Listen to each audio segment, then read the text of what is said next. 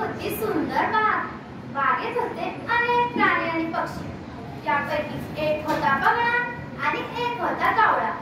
बगळा होता पांढरा शुभ्र म्हणजेच जावळा आणि कावळा होता काळा सावळा. दोघांची होती घट्ट मैत्री, अगदी जीवश्च कंठस्थ मैत्री. दोघे एकमेकांशी गप्पा गोष्टी करायचे, सुखदुःखात सामील व्हायचे. जमलंच तर उंच उंच फिरायलाही जायचे. सर्वजण त्यांच्या मैत्रीवर मात्र मनातल्या मनात जळायचे.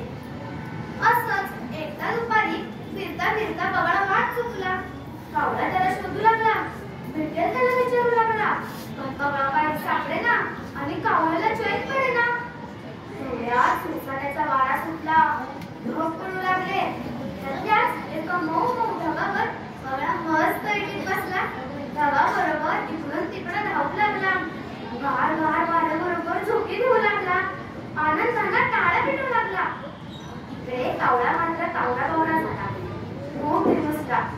मित्र हरवल्याच्या दुःखानं माघारी परतला. खाली मान घालून सर्वांच्या नजरा चुकू लागला.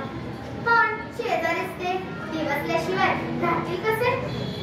जाता जाता भेटला ससा. त्याने विचारलं, बगळा वाट चुकलाच कसा? काय बोलणार कावळा? कागद हरवला होता बगळा. पुढे भेटला माकड. ते म्हणालं, बगळा काहीच पुढे भेटकड. काय बोलणार कावळा? खरंच हरवला होता बगळा. सामोरी आली मग खारुताई.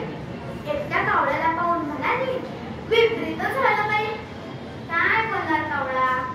हरवला होता तोच बगळा. मग खुशाली विचारली मोरानं. आवडला गिळला कावळ्यानं. काय बोलणार बिचारा कावळा? हरवला होता बगळा. गाठ पडली आता हत्तीची. त्यानं मी खिल्ली उडवली कावळ्याची. काय बोलणार बिचारा कावळा? इकडे हरवला होता बगळा.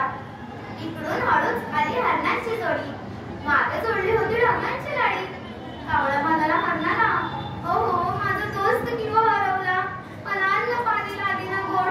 कारण आमच्या मैत्रीला मुळीच नव्हती तोड. जीवला मला सोडून गेला, म्हणून जगण्यात राम नाही उरला. अश्रू ढाळू लागला कावळा. हे पाहून ढगांच्या गाडीतून अलगद उतरला बगळा.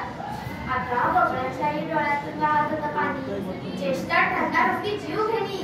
कारण बगळ्यानं केली होती कावळ्याची गंमत. पण सामोरं जाताना आता त्याच्यातच राहिली नव्हती हिंमत. यामध्ये कावळा झाला पास आणि बगळा झाला एकदम नापास. तरी माफ केलं कावळ्यानं. मित्राला आलिंगन दिलं प्रेमानं. मग बगळ्यानं कावळ्याला घेतलं तवेत आणि आज मित्रप्रेम साजरं